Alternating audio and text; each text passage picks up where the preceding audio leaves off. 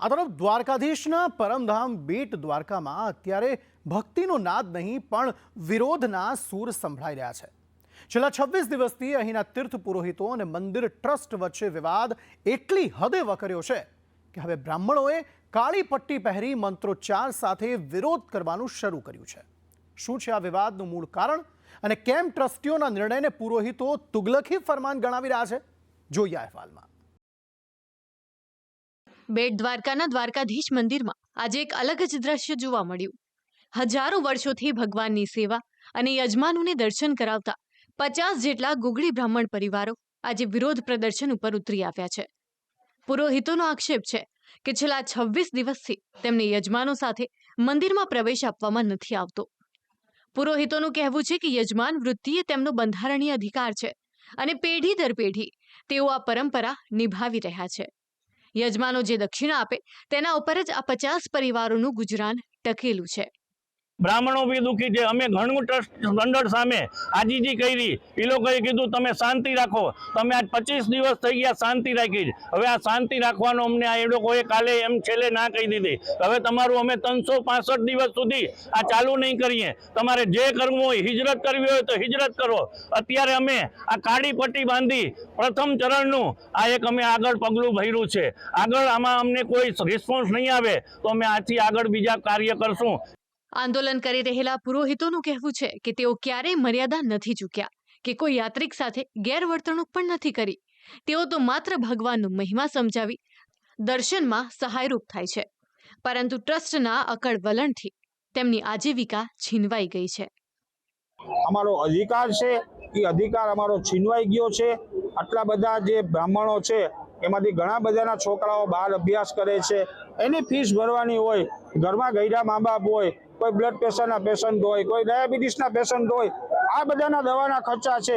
અમારે કોઈ source of income નથી, ફક્ત ને ફક્ત દ્વારકાધીશ અને આવનાર યાત્રિકો છે।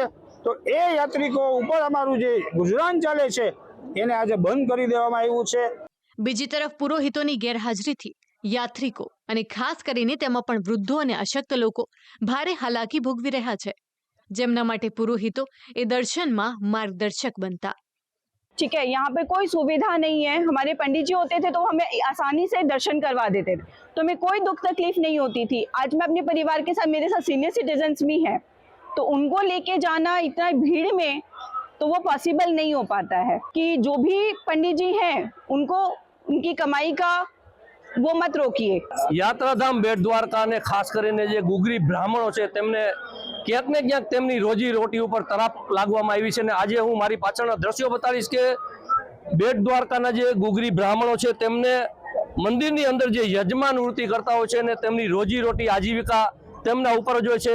વર્ષોની એમની પેઢી આ પરંપરા મુજબ ચાલતી રહી છે, ત્યારે અચાનક જે મંદિરના ટ્રસ્ટીઓ દ્વારા એમને એકાએક હક છીનવી લેવામાં આવે છે। ને છેલ્લા 20 થી 25 દિવસ ત્યાં નાતાલના જે ભયંકર મિની વેકેશન હતું ને લાખો પબ્લિકો યાત્રિકો અહીં આવતા હતા, જ્યારે એમને ખરેખર રોજીરોટી ખૂબ સારા પ્રમાણમાં મળવી જોઈએ ત્યારે 1 રૂપિયો પણ મળ્યો નથી। તમામે તમામ જે બ્રાહ્મણ છે તેમના પરિવાર છે તે ક્યાંક ને ક્યાંક દુઃખી છે। આજે તમામે તમામ જે બ્રાહ્મણો છે તેમના દ્વારા એક કાળી પટ્ટી બાંધી અને વિરોધ કરવામાં આવ્યો છે। આ મામલે જ્યારે સંદેશ ન્યૂઝની ટીમ દ્વારા મંદિર ટ્રસ્ટનો પક્ષ જાણવાનો પ્રયાસ કરાયો ત્યારે ટ્રસ્ટીઓ પોતાની બચાવ મુદ્રામાં જોવા મળ્યા। ટ્રસ્ટના મતે તેમણે કોઈ પણ સંપૂર્ણ પ્રતિબંધ નથી લાદ્યો, પરંતુ સુરક્ષા અને ભીડના વ્યવસ્થાપન માટે અમુક નિયમો અનિવાર્ય કર્યા છે। જે કાંઈ સમસ્યા થઈ છે પબ્લિક વધારે આવવા માંડી એટલે અમે ડીએસપીના સૂચનથી એના કહેવાથી અમે એક્ઝિટ અને ઇનગેટ અલગ અલગ કર્યા છે। મારા માનવા પ્રમાણે માર્ચ એન્ડિંગ સુધીમાં મિટિંગ થવી જોઈએ, સમજ્યા? એટલે જ્યારે થશે ત્યારે એ સમય દરમિયાન જે કાંઈ આ લોકોને ન્યાયની રીતે થતું હશે, વ્યાજબી માગણી હશે, એમાં અમે પૂરો સપોર્ટ આપશું। જો કે બેઠક થાય ત્યારની વાત ત્યારે, પરંતુ હાલ બેટ દ્વારકા જેવી પવિત્ર જગ્યાએ જ્યારે ભક્તો અને ભગવાનની વચ્ચે વ્યવસ્થાનો વિવાદ ઊભો થાય છે, જેની સીધી અસર ધાર્મિક પર્યટન ઉપર પડે છે। એક તરફ પરંપરા છે અને બીજી તરફ સુરક્ષાના નિયમો। હવે જોવાનું એ રહેશે કે ટ્રસ્ટની આગામી બેઠક આ 50 બ્રાહ્મણ પરિવારોના ઘરના ચૂલા ફરી સળગાવે છે કે આ વિવાદને વધુ ઉગ્ર બનાવે છે। દ્વારકાથી અનિલ લાલ સાથે બ્યુરો રિપોર્ટ, સંદેશ ન્યૂઝ।